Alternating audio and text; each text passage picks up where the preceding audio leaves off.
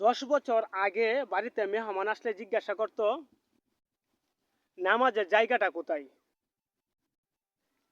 কিংবা অজুখানা কোথায়। আর এখন বাড়িতে মেহমান আসলে জিজ্ঞাসা করে ভাই চ্যাপটা পিনের চার্জার আছে, চার্জ দেওয়ার জায়গাটা কোথায়।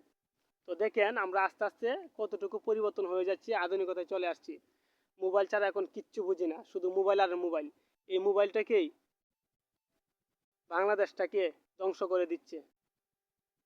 বেশিরভাগ মানুষই বাংলাদেশের মোবাইলে আসক্ত।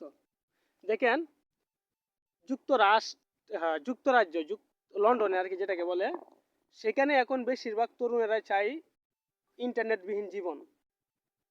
কারণ ইন্টারনেট ব্যবহার করাটা কতটুকু ক্ষতিকর একটা রাষ্ট্রের জন্য, হুমকি স্বরূপ, এটা তারা পাই টু পাই বুঝতে পারতেছে। কিন্তু আমাদের বাংলাদেশে এর বিপরীত, সকলে চায় শুধু ইন্টারনেট আর ইন্টারনেট। দেও গ্রামে আরও ওয়াইফাই, স্মার্টফোন, হাতে হাতে Android, PUBG game, TikTok, Facebook দিচ্ছে একবারে ধ্বংস করে দেশটাকে।